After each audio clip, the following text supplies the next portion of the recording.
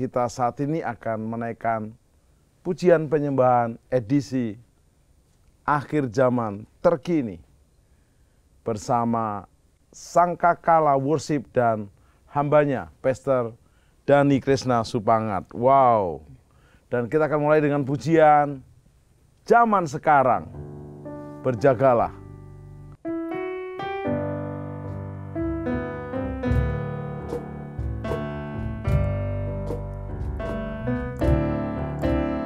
Zaman sekarang berjagalah, lihat dunia bergelora, kedengaran sini sana banyak kabar menggemparkan. Berlindunglah dalam sabda Allah. Zaman sekarang berjagalah, lihat dunia bergelora, kedengaran sini sana banyak kabar menggemparkan.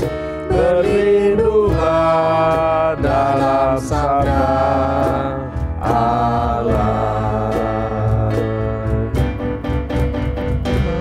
Zaman sekarang berjagalah, lihat dunia bergelora,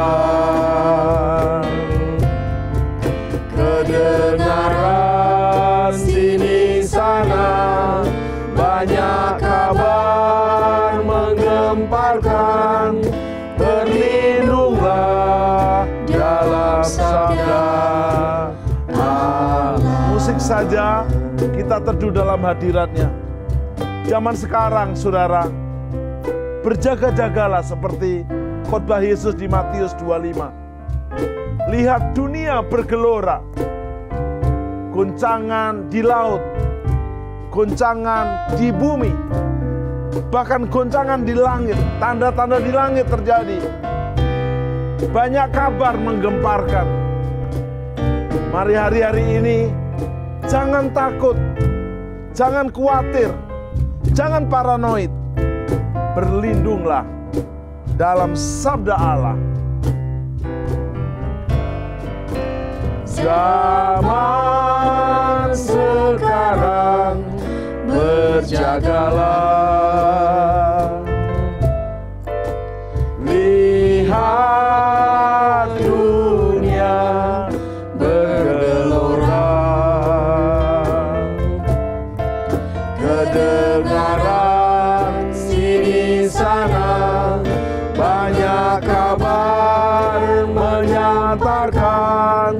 Berlindunglah dalam sabda Allah. Sekali lagi, zaman sekarang, angkat tanganmu. Zaman sekarang berjagalah, lihat dunia bergelora, kedengaran sini sana banyak kabar menyantarkan. Berlindunglah dalam sabda Allah. Berlindunglah, berlindunglah dalam sabda Allah. Sekali lagi, berlindunglah. Yes. Berlindunglah dalam sabda Allah. Kekasih-kekasih Tuhan, akhir zaman telah tiba. sekarang telah tiba keselamatan dan kuasa, bahkan pemerintahan Allah kita, oleh kuasa Dia yang diurapinya, karena telah dilemparkan para pendakwa kita, dan oleh kesaksian kita dan darah anak domba, kita pasti berkemenangan. Yes, sekarang telah tiba hambanya.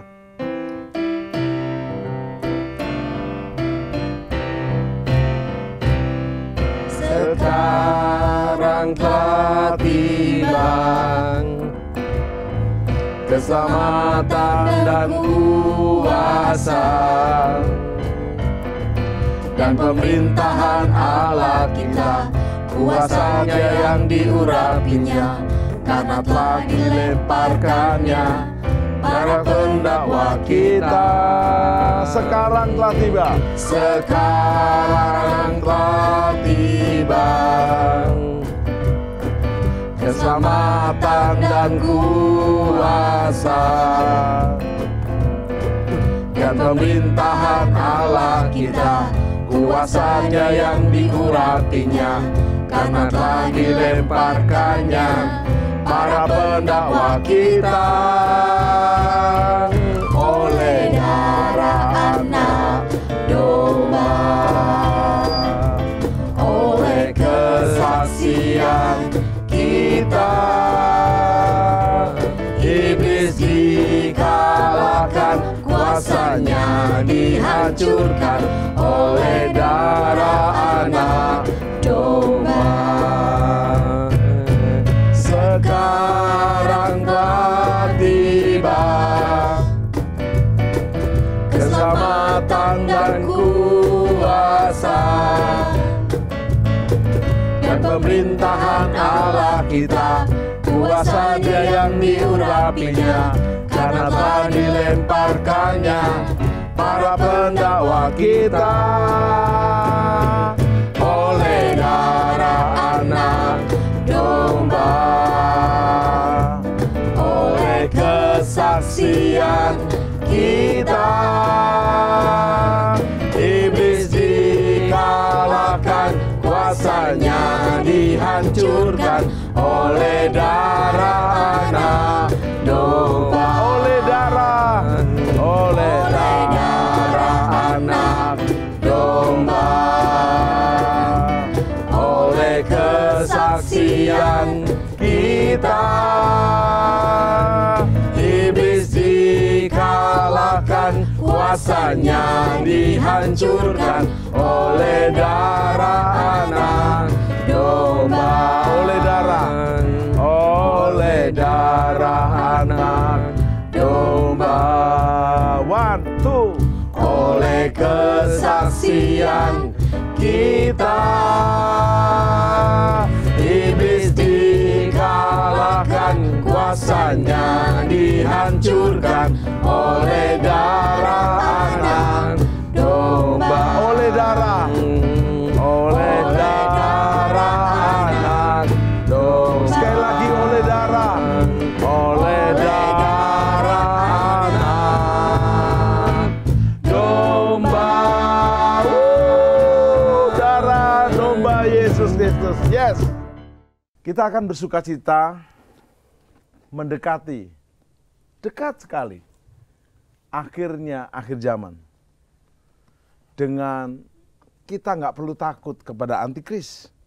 Sehebat-hebatnya antikris, tentu Kristus lebih hebat. Sehebat-hebatnya krisis, tentu Kristus lebih hebat.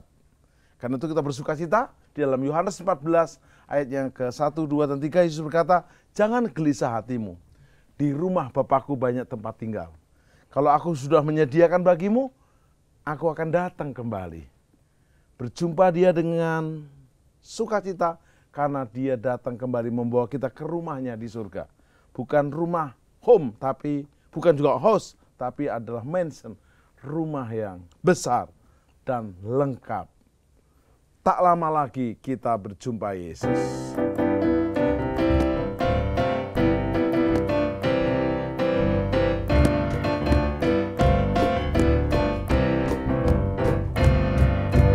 Tak lama lagi kita berjumpa Yesus. Tak lama lama lagi kita berjumpa Yesus. Tak lama lagi kita berjumpa Yesus. Haleluya, haleluya, kita berjumpa Yesus. Tak lama lagi. Tak lama lagi. Tak lama lagi. Kita berjumpa Yesus. Tak lama lagi. Kita berjumpa Yesus. Yes. Tak lama Yes. lagi. Kita berjumpa Yesus. Haleluya, haleluya. Kita berjumpa Sekali lagi, tak lama lagi. Tak lama lagi kita berjumpa Yesus. Tak lama lagi kita berjumpa Yesus. Yes. Tak lama lagi kita berjumpa Yesus. Haleluya, haleluya, kita berjumpa Yesus. Kapan Yesus kembali? Kapan Yesus kembali ke dalam dunia ini? Sungguh tak lama lagi. Yes. Kapan Yesus kembali? Kapan Yesus kembali ke dalam dunia ini? Sungguh tak lama lagi. Betapa senang hatiku bila sudah bertemu. Hatiku sangat rindu pada Yesus Tuhanku. Kapan? Kapan Yesus kembali? Kapan Yesus kembali ke dalam dunia ini? Sungguh tak lama lagi. Kapan? Kapan Yesus kembali? Kapan Yesus kembali ke dalam dunia ini? Sungguh tak lama lagi. Betapa senang hatiku bila sudah bertemu. Hatiku sangat rindu pada Yesus Tuhanku. Kapan Yesus kembali? Kapan Yesus kembali ke dalam dunia ini? Sungguh tak lama lagi. Betapa senang kembali? Kapan Yesus kembali ke dalam dunia ini? Sungguh tak lama lagi. Betapa senang hatiku, Yes. bila sudah bertemu. Hatiku sangat rindu pada Yesus Tuhanku. Hatiku sangat rindu pada Yesus Tuhanku. Sekali lagi, Hatiku sangat rindu pada Yesus Tuhanku.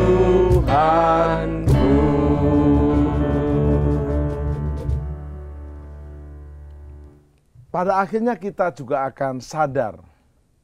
Ada waktu untuk check-in, ada waktu untuk check-out. Kalau kita masuk hotel, kita ditanya, check-innya kapan? Ya hari ini. Check-outnya kapan? Pasti ditanya. Kita nggak mungkin jawab, oh saya check-in nggak pakai check-out. Nggak ada. Ada waktu lahir, ada waktu untuk mati. Tapi kita bersyukur. Di dalam Yesus kita ada waktu lahir, lahir baru. Dan rapture diangkat ke surga, harpaso. 1 Tesalonika pasal yang keempat, ayat 16 dan 17. Karena itu kita akan naikkan pujian ini dengan iman. Kita datang ke dunia tidak bawa apa-apa. Dan kita juga kembali ke surga nggak bawa apa-apa. Biarlah kita siap membawa hati kita sebagai hamba. Mulai sekarang seumur hidup kita dan selama-lamanya. Yes.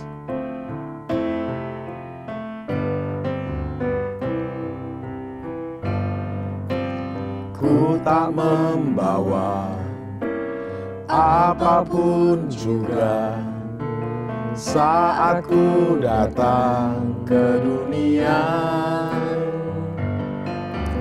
Ku tinggal semua pada akhirnya saat ku kembali ke surga. Inilah yang ku punya, hati sebagai hamba yang mau taat dan setia padamu Bapa. Kemanapun ku bawa hati yang menyembah, dalam roh dan kebenaran sampai selamanya. Ku tak membawa, Ku tak membawa. nyanyikan dengan iman bahwa kita lahir ke dunia telanjang, dan saat kita kembali ke surga juga telanjang, karena kita akan diberi pakaian yang baru, kemuliaan yang baru. Karena itu jangan meninggalkan Tuhan karena mamon, jangan meninggalkan pelayanan karena jabatan atau karir. Utamakan Tuhan, utamakan pelayanan. Jadilah hamba dalam segala perkara, terus taat, terus setia. Yes, kepada Bapa dalam Yesus dan Roh Kudus. Yes, Lord. Hati yang menyembah, dalam roh dan kebenaran sampai selamanya. Inilah yang ku punya, hati sebagai hamba yang mau taat dan setia padamu Bapa. Kemanapun ku bawa hati yang menyembah, dalam roh dan kebenaran sampai selamanya. Dalam roh dan kebenaran sampai selamanya. Sekali lagi, dalam roh dan kebenaran sampai selamanya. Shalom Bapak Ibu Saudara, selamat hari Minggu. Kiranya Tuhan terus memimpin, menuntun, dan membimbing hidup kita. Akhir-akhir ini banyak pembicaraan mengenai nabi palsu. Beberapa orang beranggapan apabila hamba Tuhan atau pendeta berdoa dan bernubuat, lalu apa yang dia katakan belum terjadi, maka hamba Tuhan atau pendeta tersebut dianggap sebagai nabi palsu. Hal ini pernah menjadi perbincangan di awal pandemi bahkan sampai hari ini. Itulah sebabnya edisi Voice of Pentecost kali ini akan membahas mengenai kenabian yang sejati. Untuk meluruskan pandangan-pandangan dan pembahasan mengenai nabi palsu dan hukuman mati bagi nabi palsu.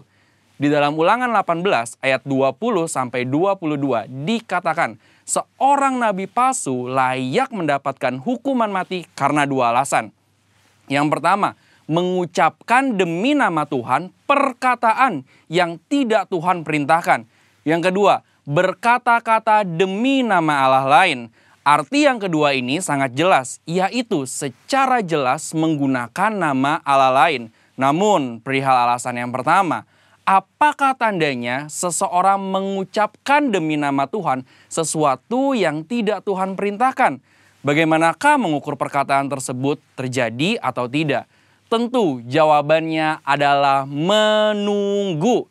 Sekali lagi, apakah tandanya seseorang mengucapkan demi nama Tuhan sesuatu yang tidak Tuhan perintahkan?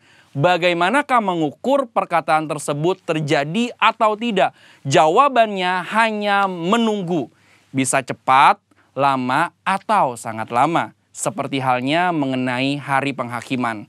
Maka dari itu, terjadi atau belum terjadinya suatu nubuatan bukanlah aturan kaku dan kriteria utama untuk menentukan kenabian yang sejati. Melainkan ada beberapa kriteria lain yang lebih komprehensif atau lengkap.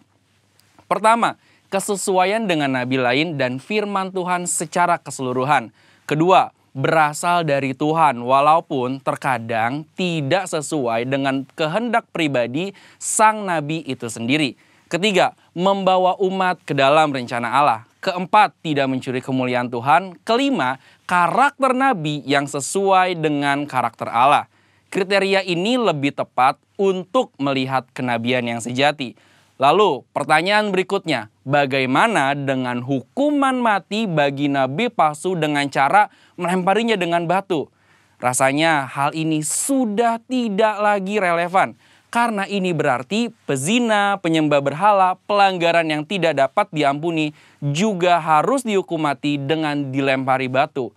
Tercatat ada 36 pelanggaran dalam hukum Taurat yang layak mendapatkan hukuman mati. Secara teologis, bagi orang percaya, hukum Taurat yang bersifat hukum sipil dan seremonial sudah digenapi. Karena apa? Karena sudah digenapi oleh Tuhan Yesus. Masih ingat bagaimana Tuhan Yesus tidak menghukum seorang pezina? Hukum Taurat salah satunya kini digunakan sebagai panduan moral hidup orang percaya.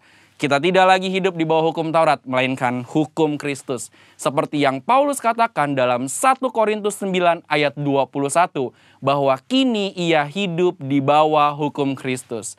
Kenabian yang sejati ini penting bagi kehidupan orang percaya zaman now. Dari Ulangan 18 ayat 9 sampai 22, kita dapat menarik dua pelajaran, yaitu Tuhan masih berbicara kepada kita sampai sekarang ini. Dan suara kenabian adalah karunia Allah untuk meneguhkan umatnya, sekaligus melambangkan kerinduan Allah untuk tetap dapat berkomunikasi dengan kita. Dan kita sangat bersyukur dua hal ini terjadi di gereja kita. Tuhan Yesus memberkati. Salam berdoa dan berjaga di akhirnya akhir zaman. Kekasih-kekasih Tuhan, kita berjumpa kembali dalam program Bedah Kitab Wahyu. Kita seri membedah Kitab Wahyu dari pendahuluan, pasal 1, pasal 2, dan pasal 3. Ada yang per pasal, ada yang per perikop, tergantung kebutuhan yang diperlukan. Dan saat ini kita kepada bagian bedah Kitab Wahyu, yaitu rekapitulasi bagian pertama. Dari 7 jemaat di Wahyu pasal 2 dan 3, 5 jemaat yang tidak rapture, tidak pengangkatan jika tidak bertobat. Apa saja itu? Adalah jemaat Efesus, jemaat Pergamus, jemaat Tiatira, juga jemaat Sardis dan jemaat Laodikia. Bapak Ibu Saudara, 7 jemaat ini adalah gambaran jemaat-jemaat gereja Tuhan di sepanjang zaman dan juga di akhirnya akhir zaman. 7 jemaat di kitab Wahyu melambangkan nubuatan 7 periode sejarah gereja Kristen. Dari abad pertama waktu kitab ini ditulis oleh Rasul Yohanes di Pulau Patmos sampai akhir zaman hari-hari ini.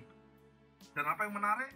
Jika jemaat Efesus, jika kualitas saudara dan saya seperti jemaat Efesus, jemaat Sardis, jemaat Pergamus, Tiatira, dan Laodikia, jika kualitas kita seperti ini dan tidak bertobat, kita tidak akan mengalami rapture pengangkatan. Seperti di 1 Tesalonika pasal 4 ayat 16. Yesus akan datang di awan-awan, dan orang yang mati dalam Tuhan dibangkitkan lebih dahulu dengan tubuh yang baru.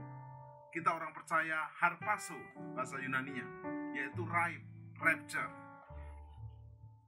Kalau zaman ini lalu pada hari kiamat, kalau sangkakala Allah bergema, kalau orang pilihannya berkeliling taktanya, kalau namaku dipanggil ku ada, kalau bunyi sangkakala, kalau bunyi sangkakala, kalau bunyi sangkakala, kalau bunyi sangkakala ku ada.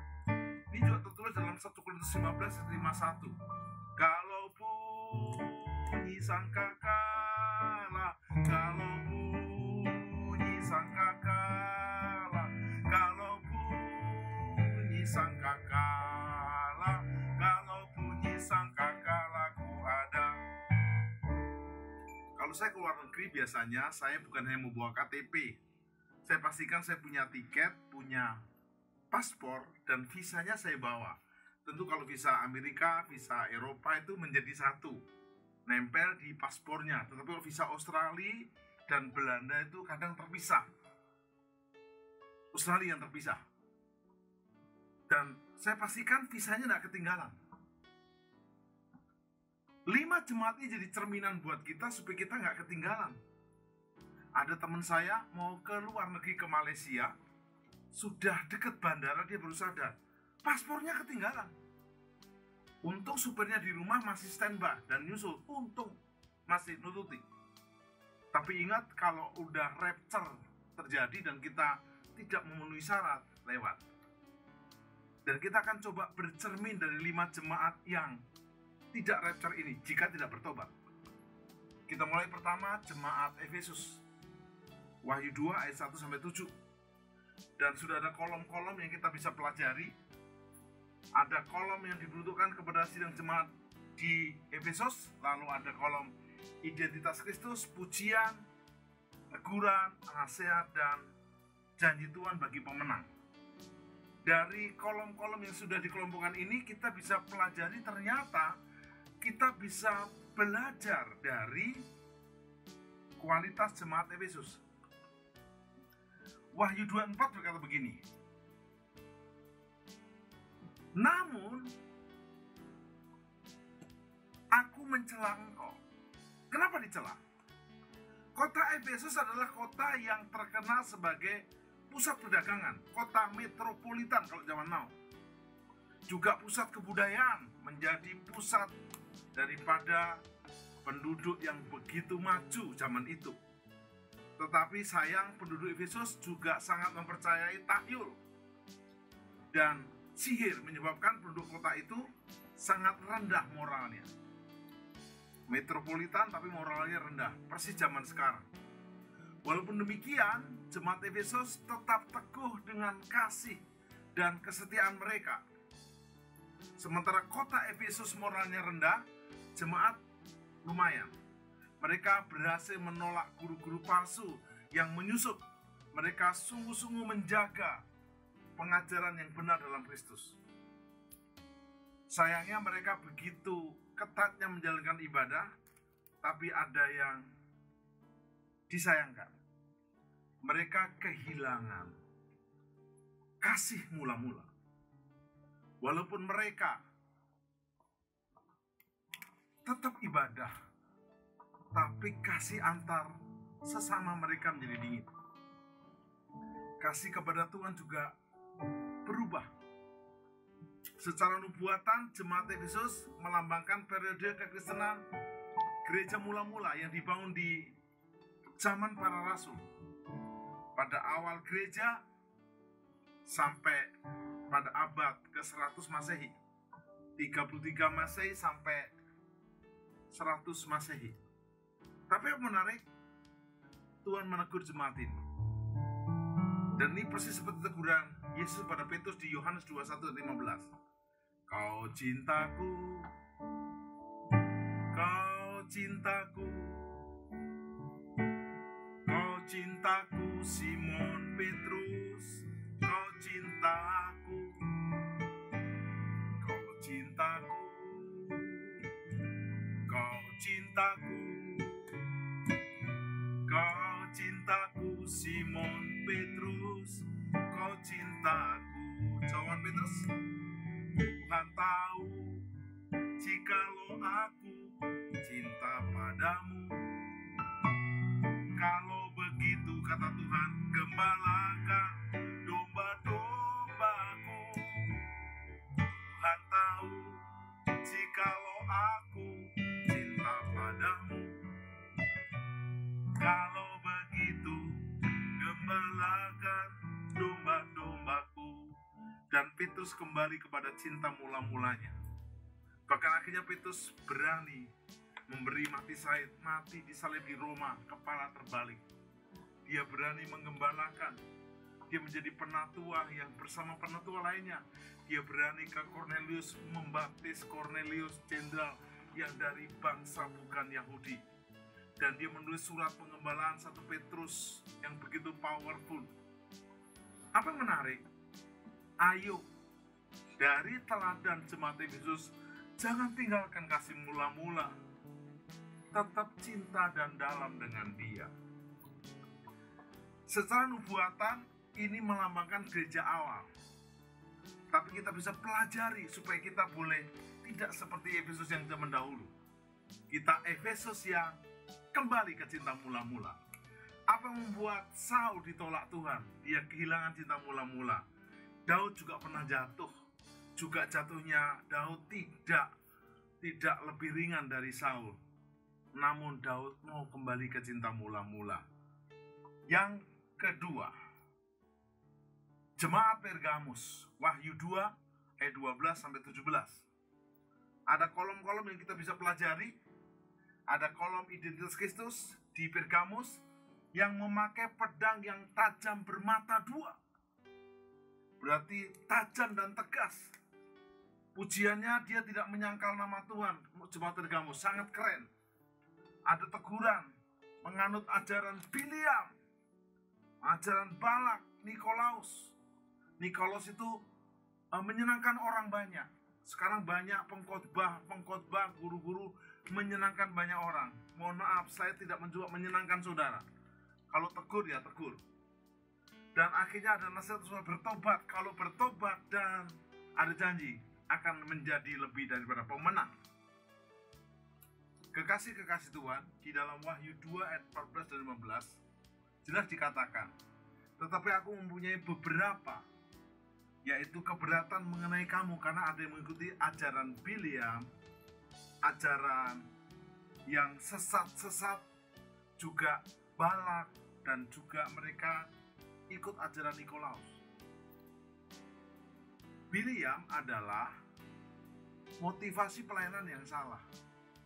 Hitung-hitungannya adalah uang. Balak bahkan mau disuap untuk mengutuki bangsa pilihan Allah. Dan Allah bisa mencegahnya.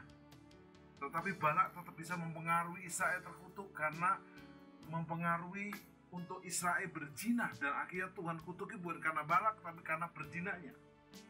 Atau aliran Nikolaus, yaitu menyenangkan banyak orang. Dan hari ini banyak pendeta, hamba Tuhan, supaya lebih diterima, lebih oke, menyenangkan semua orang. Nggak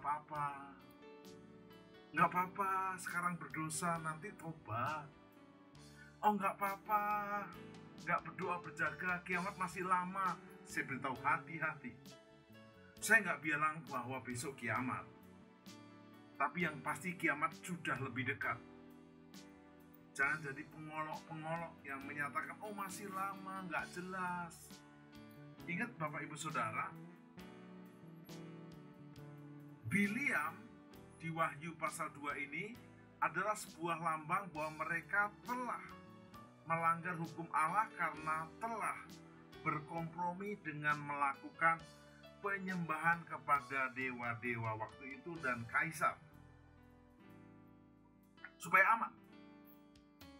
Tetapi yang menarik kalau kita pelajari kota Pergamus atau Pergamum adalah pusat dari berbagai sekte kafir. Dan salah satu yang paling terkenal ialah sekte Asklepius. Kenapa Asklepius? Mereka mengajarkan hal-hal yang salah, walaupun kelihatannya agamawi. Mereka menyembah dewa bangsa itu. Dikatakan mereka menyembah dewa penyembuh bangsa Yunani dalam bentuk patung ular dan dijuluki sebagai juru selamat. Parah kan? Dan lambangnya itu kelihatannya oke. Dalam situasi seperti ini kadang-kadang kita harus menguji diri kita. Apakah kita terikat oleh dewa-dewi, berhala zaman sekarang?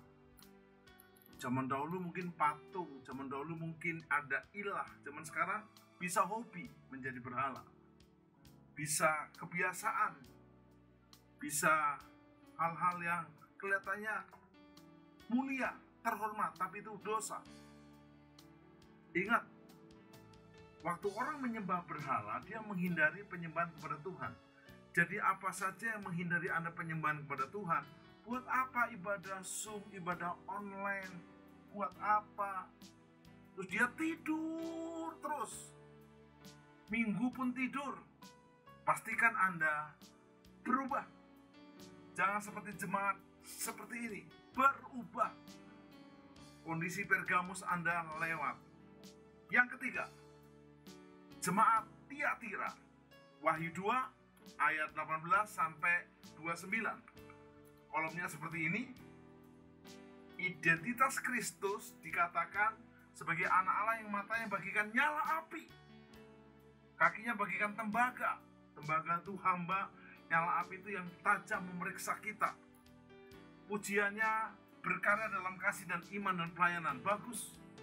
Tegurannya banyak. Ada wanita Isabel, roh Isabel, itu teman saya sendiri, yang mengajari orang untuk berzina, dan mereka akan dilemparkan dalam kesukaran yang besar, lalu diberi nasihat dan penghiburan. Bertobat, ikuti ajaran yang benar, jangan mengikuti ajaran iblis.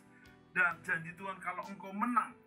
Dikenal sebagai kota perdagangan, jemaat Tiatira harus mengalami tekanan dari sisi ekonomi. Dikuasai oleh perhimpunan dagang yang memiliki ritual penyembahan berhala, yang tak bermoral dan yang penuh kompromi terhadap Injil. Dan ini bahaya. Tetapi tetap Tuhan menegur jemaat supaya mereka berubah. Ditambah dengan seorang nabiah yang mengikuti ajaran Isabel. Kita tahu Isabel adalah istrinya Ahab, raja yang paling jahat, paling menyakiti hati surga, karena dia menyembah berhala Baal, yaitu dewa dewi hujan. Dan akhirnya Israel terkutuk karena Baal tidak turun hujan selama 7 musim. Kalau 2 musim masih oke, 7 musim, 3,5 tahun. Dan ternyata di akhir zaman roh Isabel tidak berhenti. Dia terus mencoba mempengaruhi dan juga membuat mereka menjadi terlelap dalam kegelapan. Secara nubuatan ada Wahyu 2:20. Tetapi aku mencela engkau karena engkau membiarkan wanita Isabel yang menyebut diri nabiah dan membuat orang-orang jadi tersesat. Jemaat Tiatira melambangkan periode kekristenan antara tahun 53 Masehi sampai tahun 1517 Masehi, di mana ini membangkitkan yang namanya kondisi harus mengalami perubahan. Nah, apa yang menarik? Secara nubuatan, jemaat Tiatira melambangkan periode kekristenan antara tahun 583 Masehi sampai dengan 1517 Masehi, yang dikenal dengan zaman abad kegelapan paling gelap. Kira-kira 1000 tahun gelap. Tidak ada lagi firman yang ditegakkan, tidak ada hamba Tuhan yang mengajarkan kebenaran, bahkan gereja bersekutu dengan yang namanya pemerintahan, dan akhirnya gereja menjadi umum, bahkan sampai dijual surat tebusan keselamatan yang dikenal dengan zaman abad kegelapan. Kesukaran yang terus meningkat, bahkan banyak jemaat yang melarikan diri, bahkan sampai ke Afrika karena gelap. Apa yang menarik sebelum kita ke Sardis? Anda harus berubah. Jangan kalah sama zaman. Jangan terpengaruh oleh lingkungan, tapi Anda mau diperbaharui. Kekasih Tuhan, kita memasuki rekapitulasi jemaat yang keempat, jemaat Sardis. Mohon maaf, bukan Sardis. Wahyu 3 ayat 1-6. Kolomnya seperti ini. Dan kalau dibagi dalam kolom-kolom yang sudah direkap, identitas Kristus adalah yang memiliki ketujuh roh Allah dan ketujuh bintang itu. Dan apa yang menarik? Ada pujian, tidak mencemarkan pakaiannya, mereka menjaga kekudusan. Tetapi ada teguran yang sangat keras. Engkau mati, padahal kau mengaku hidup. Apa artinya kalau kita dibilang mati padahal kita mengaku hidup? Kalau yang ngomong itu Tuhan kan selesailah kita. Tapi apa yang menarik, bangunlah, kuatkanlah, apa yang mati supaya bangkit lagi, bertobatlah. Dan apa yang menarik, ada sebuah janji, dikenakan pakaian putih, dan nama kita tertulis di kitab kehidupan, yang merupakan kerinduan kita semua. Apa yang menarik?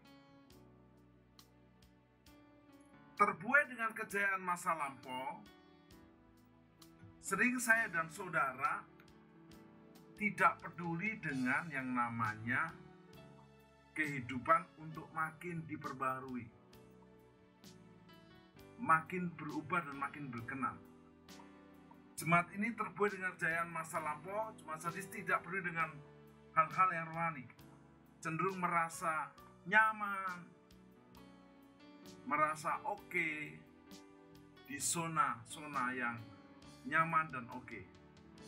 Jemaat sadis, jemaat yang terlihat hidup, tapi ditegur Tuhan sebenarnya kamu mati. Mati secara rohani, mati secara visi Tuhan, rencana Allah, dan panggilan Allah.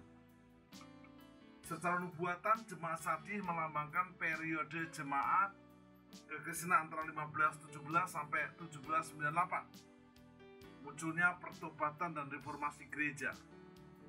Dan apa yang menarik, melahirkan tokoh-tokoh seperti John Calvin yang mendirikan gereja Metodis di Inggris, Martin Luther dari Jerman yang menyebutkan, yang mendeklarasikan Protestan. Ada yang berkata, oh ini suka protes, bukan, Protestamen. Kembali kepada testamen, karena waktu itu gereja menjadi umum, gereja menjadi begitu bersatu dengan pemerintahan, bahkan untuk membangun gedung gereja, menjual surat-surat tebusan keselamatan, sangat ngeri. Tapi apa yang menarik, nggak bertahan lama. Sayangnya setelah reformasi, jemaat menjadi mudah puas dan bersifat yang namanya formalitas. Akibatnya muncul pemikiran rasionalisme atau kekristenan sekularisme, dan ini bahaya. Saya ajak Anda untuk kembali kau hidup secara rohani, bukan mati, dan kita memilih untuk dekat dengan Tuhan. Hanya dekat Allahku, rasa tenang hatiku, kau sertai jalanku sepanjang hidupku. Hanya dekat padamu ada kekuatan baru, kaulah perlindunganku, keselamatanku.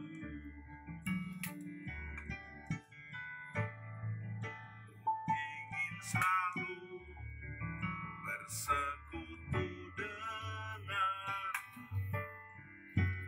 menikmati hadiratmu, biarkan rohmu tinggal dalam hidupku.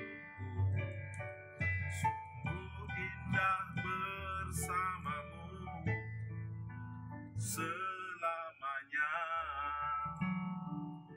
Jemaat Sardis adalah jemaat yang terlihat hidup, tapi sebenarnya mati. Mati secara rohani, dan akhirnya bisa mati juga secara jiwani. Terakhir mati tubuh. Yang terakhir, yang kelima, rekapitulasi bagian pertama. 5 jemaat yang tidak rapture kalau tidak bertobat. Jemaat Laodikia, Wahyu pasal 3 ayat 14 sampai 22. Ada kolom-kolom yang kita bisa pelajari. Kristus identitasnya dituliskan sebagai dari Amin saksi setia, permulaan ciptaan. Pujiannya nggak ada, nggak dipuji apa-apa. Tegurannya keras, tidak dingin dan tidak panas. Jemaat ini jemaat yang suam-suam, akan dimuntahkan. Nasihatnya beli emas yang murni. Janji Tuhan kalau kita menang, akan duduk bersama Allah di taktanya. Keren banget. mengalami gempa pada tahun 60 Masehi, kota Laodikia ini, dan Laodikia harus mendatangkan air dari sumber mata air panas di Hierapolis yang jauh, sehingga air panas yang dihasilkan itu sampai di Laodikia menjadi suam-suam kuku. Dan ini gambaran kualitas rohani jemaat Laodikia. Apa yang menarik, dikatakan ayat yang ke-15 dan 16, aku tahu segala pekerjaanmu, engkau tidak dingin atau tidak panas, jangan nanggung, suam, bisa dimuntahkan. Alangkah baiknya kalau kau dingin ya dingin, panas ya panas. Jadi karena kau suam-suam kuku bisa dimuntahkan. Apa yang menarik, secara nubuatan jemaat Laodikia melambangkan kekristenan dari tahun 1844 sampai akhir zaman. Dan mari kita berubah dan diperbaharui. Apa yang menarik, Bapak Ibu Saudara, pastikan gereja yang benar berada dalam rencananya yang besar. Gereja akan mengalami masa yang namanya revival, lawatan Allah. Dan berita penginjilan telah mencapai sepertiga bumi. Dan jemaat terlihat bergairah untuk menyambut kedatangannya yang kedua kali. Karena Matius 24 ayat 14, Injil harus diberitakan, baru Yesus datang. Apa aplikasinya buat kita dari 5 jemaat yang kalau tidak bertobat tidak rapture? 1 Tesalonika 5 ayat 24. Ia yang memanggil kamu adalah setia. Ia juga akan menggenapinya. Wow. Bapak Ibu Saudara, Tuhan Yesus setia. Kita juga harus setia. Pastikan Anda tidak menyimpang ke kiri, tidak menyimpang ke kanan. Pujian ini menjadi rema buat kita. Saya mau iring Yesus. Saya mau iring Yesus sampai selama-lamanya. Dia setia meskipun saya susah menderita dalam dunia. Saya mau iring Yesus sampai selama-lamanya. Ia yang memanggil kamu adalah setia. Karena dia setia, dia menggenapi firman-Nya. Yuk, buka hatimu. Seperti di Wahyu 3 ayat 20. Lihat, aku berdiri di muka pintu. Biarlah mata rohanimu melihat. Program ini menyadarkan mata rohanimu melihat kehadiran Tuhan. Barang siapa mendengar suaraku, dengarkan suaranya. Bukakan pintu hatimu, izinkan dia masuk. Dan dia bersama engkau dan engkau bersama dia mulai hari ini sampai di surga yang kekal. Mari kita berdoa. Bapa, 5 jemaat yang kami pelajari di bagian pertama untuk rekapitulasi ini memang begitu tidak mudah untuk dipelajari. Tapi kami mengambil intisarinya. Engkau Tuhan Yesus yang sangat setia. Dan engkau akan menggenapi firman-Mu. Karena itu kami mau kembali kepada firman-Mu. Jika ada di antara kami yang belum bertobat, masih main-main dengan hidup, kami mau bertobat dan menjadikan Yesus Juru Selamat dan Tuhan kami. Kalau kami percaya Yesus, maka satu janji Tuhan ini digenapi. Kisah Rasul 16 ayat 31. Percayalah kepada Yesus, maka engkau dan seisi rumahmu diselamatkan. Terima kasih Bapa, dalam nama Yesus. Salam, berdoa dan berjaga senantiasa di akhir zaman. Maranatha, Yesus datang.